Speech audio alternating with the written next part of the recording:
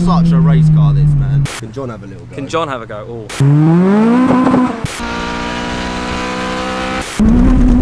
That's it. Oh my God. Woo!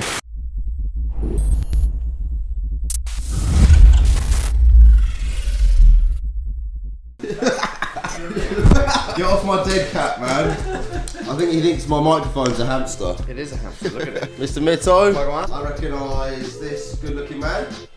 You saying Mr. Dan? How you doing? Thank you. Danny boy. Hello. FD2 back on the channel. Yes. So what happened after the last review? So, please point out that it wasn't me that did this. no, it wasn't. It wasn't. I was at Blue Water, famous racetrack, not shopping centre or anything like that. Somebody tried giving it some that their M3, the F80 M3 would beat that around the Blue Water circuit. FD beat him quite badly and he didn't come back. And then all his mates ran off.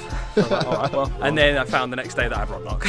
When did we last do the review? Probably about 8 months ago, 9 months ago? Something like that, yeah. When we last saw you, it had a K20. It did. Which is no more. No. The rod didn't leave the block, but No. Bearing left rod. Before you did the swap, Dan, what was the horsepower on this, roughly? About 220. And what are you running now? 270. 270. 200 foot-pounds of torque. A massive difference for an Massive NA. difference, yeah. How many FD2s are running K24s, do you know? I don't know of any in the UK. I asked some of the guys in the FD2 UK Owners Club on Facebook. Nobody has said anything or knows of anyone, so there could be, I don't know. There's a lot in Asia. There seems to be a big thing out there. Yeah. Best thing with this engine is rather than sort of going through all the things on the outside, I think the proof's going to be how it drives. Yeah, yeah. Should we pop out on the road and go for a little spin? I think that's a good idea. Cool, let's do it, man. Let's Daddy go. boy. Hello. I'm excited, man. K24 goodness coming up. It's quite nice to meet because we've obviously gone from Georgie's kind of stockish FD2 to this beast. Just run us through the swap. Obviously last time we reviewed your car, it had a stock K20 in it. It did, yeah. It had the FD2's K20, which obviously a little bit more potent than what you would find in a DC5 or an EP3. Yeah, is it K20A they call it? Yeah, K28. Yeah. The swap that I have undergone with this, in theory, it's actually quite a simple conversion. The bolt patterns are identical. Yeah, and straight shapes and direct sizes. fit. The K24 block is longer because it's a longer stroke. It's Yeah. a 87mm piston with a 99mm stroke. It was used in a lot of family car sedans, stuff like that, because the bigger stroke means more torque. You're not having to use as much horsepower. Yeah. You can drive. You can carry heavier loads. Just gave those sort of heavier cars slightly a bit more power. Exactly. But a great conversion for you guys with the lighter cars. Yeah. Instead of boring out a K20 to an 87mm piston and using a stroker kit to turn it to a 2.2 litre, you're still not getting as big of a stroke as this is. This came from just a normal Accord. It was a CL7, so 2004, 2005. Okay. Done 95,000 miles. Believe it was one lady owner. Old lady, so I'd never seen VTEC. Did you buy the whole car? No, I just bought the engine. Okay. I knew somebody that was stripping it. The guys, I had them check the bearing tolerances and all the factory components just to see. Just to kind of see the wear of the engine and where they it were all was. within factory spec. Really? For 95,000 miles, so it's it was from an auto car, so it's obviously not seeing much of Literally use. never been ragged. Yeah. And you paid £800 for the K24? Yeah, for the whole engine, and then I just took all the other bits off, sold them, get a little bit of money out of it, and then kept the block for myself. Fair play. What about the rest of the engine? Was anything else? Else done? Intake, exhaust manifold, decal, etc. We ported out the inlet manifold to match the 72mm throttle body. Okay, cool. What about the cams? So the cams are all stock FD2 cams. Okay. They do more than enough for just a stock conversion. I want to put bigger cams in, so I want to try and push a little bit more power out of it. It's got the response I'm after. And then what about the rest of the head? Anything with the valves? Yeah, so there's a secret sauce for the valve train. It's a pretty obvious conversion. Most people will know how to do it. Slight change done there just to increase compression ratio to get more responsive engine. Yeah. What is the compression ratio on this? Factory, the K24 is about 10.5. So I would put it around, or at least close to 11. Pistons and conrods all standard K24? Yep. The only thing that's not stock in the block is that I now have a baffled sump, obvious reasons. For those G-forces? For those G-forces, and some Kings Racing bearings. Okay. Yeah. The engine had a sort of basic refresh, like new bearings and stuff, but relatively speaking, it is stock. I've literally taken my old head and put it onto a K24 and bolted it into my car. Yeah, it's cool, isn't it? Yeah.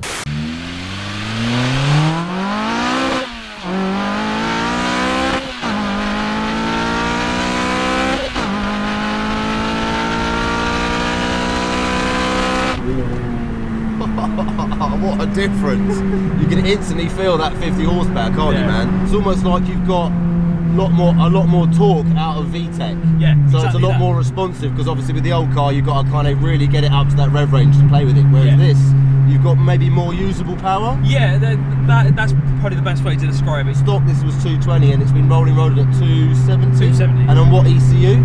So it's a Hyundai Flash Pro. So the Hyundai stuff, literally, for the DC5s and EP3s, you get little chips that go into. Yeah, you like the socket on the actual board itself. So this is like a little like a piggyback ECU. Okay. So I've got hidden in here. So it's like a separate unit. Yeah.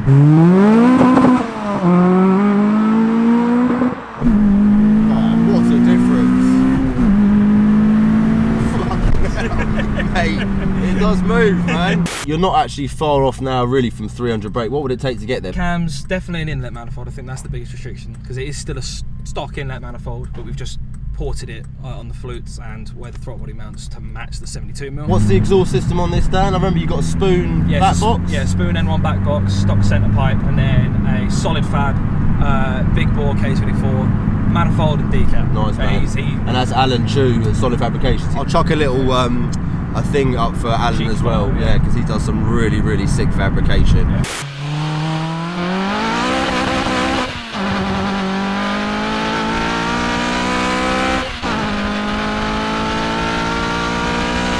The sound now as well, it's not, I mean, it's quite similar to where it was before. Obviously you've got slightly bigger capacity, but it's not droney. Yeah, no, it's not. That was one of the things I was really happy about. I was slightly worried that it's not going to have that same kind of touring car-esque sound to it. Yeah. But when you get up to RPM, to limit, it definitely still has that tone. A little bit lower down, we've got a bit more of a deep grunt, which I don't mind.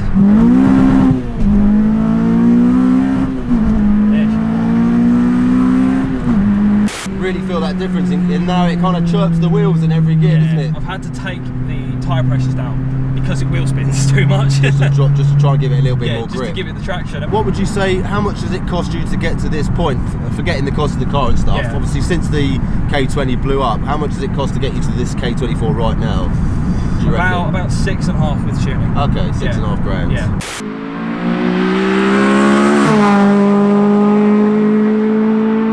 Such a race car, this, man. Suspension, you just stock suspension with tie and lowering springs. Yeah, that's all it is. Yeah, so it's very, very basic sort of chassis mods. It kind of showed you guys how well these handle just out of the factory.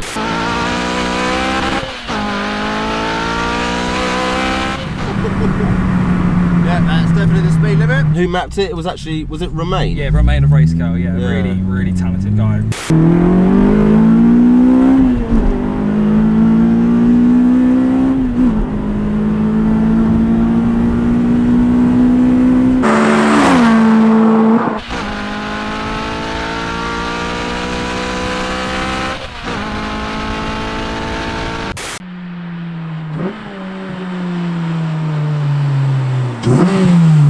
Actually certainly sounds fruity. Quick little look on the outside. I've noticed you've got the Monky London Stealth decal and the slap. Very cool. Visually it hasn't actually changed. You've obviously still got your J's Racing front splitter. Yeah. Let's have a quick look under the engine bay as well, Dan. One thing you can say visually is the engine sits a lot higher. It does, yeah, a lot higher. The K24 block has got a longer stroke. Hybrid racing, that is new. Yeah, for the breathing mods that I needed for the car. Guys at Torque GT actually helped me out with all of this. This intake, although it can be sold for an FD2, technically was never designed for an FD2. It was designed for the FA5 Civic Si in the States. Okay. But they're very similar chassis, well, nearly identical.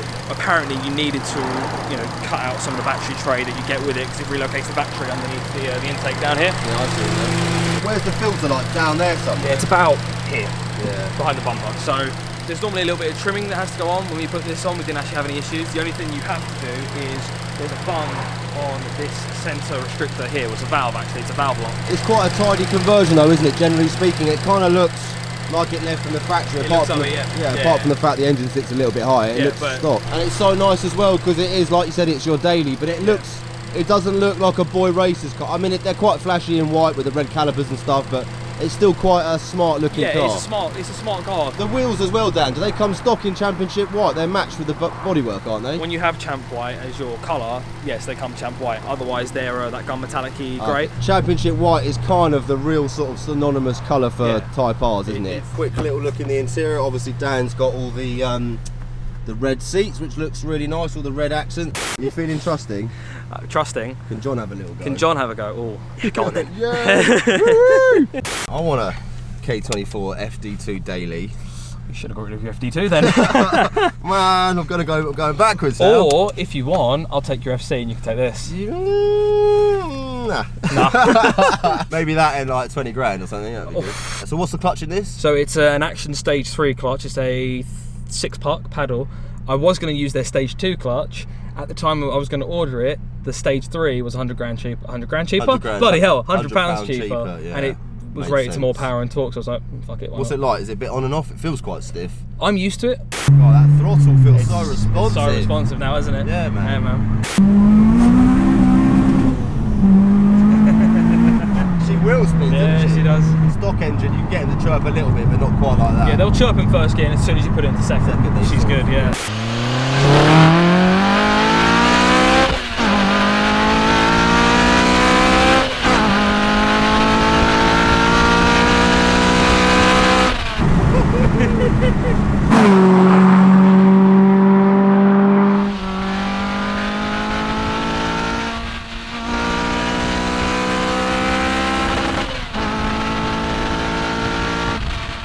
Kind of surreal following an old gentleman in a Porsche. It is, isn't it? Trying to give it.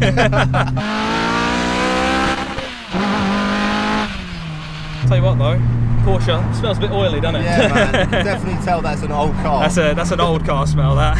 Can do. It's got launch control. Oh, is it? Yeah, under 4,000. 4,000. No, just in first clutch. Yeah, first gear, clutch in, throttle down.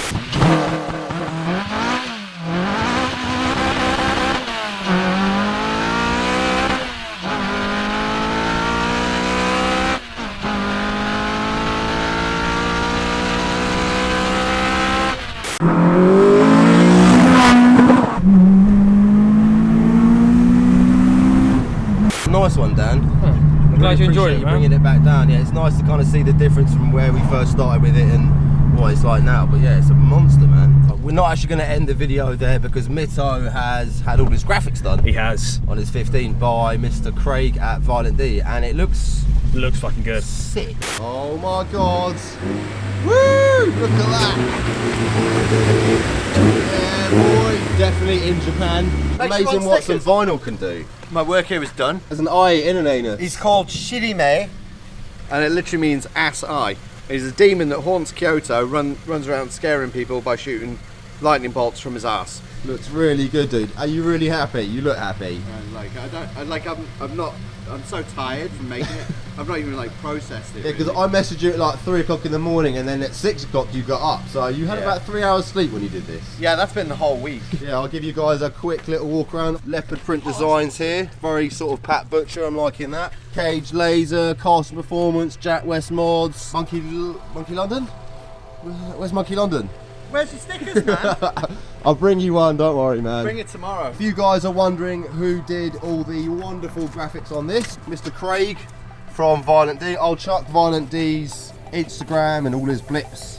He has actually done a discount code, so if anyone orders 20% off, just hitting the discount code Defiance. Ooh. I'll chuck the discount code in the description, so if you guys want to speak to Craig and get some wonderful graphics done for your car. This design is it's a collaboration between my design and Craig's ability to translate that into something beautiful. So he will take on your ideas and just run wild with it. So he's the man. He's the right guy. 10 out of 10, boys. Thanks, man. Lots more action coming up with this guy and this guy and that guy and this idiot. That pretty much wraps up this episode. Massive thanks to Dan for bringing the wonderful FD2 down. Bye from Mr. Nick, from Mr. Mitto, and bye from me.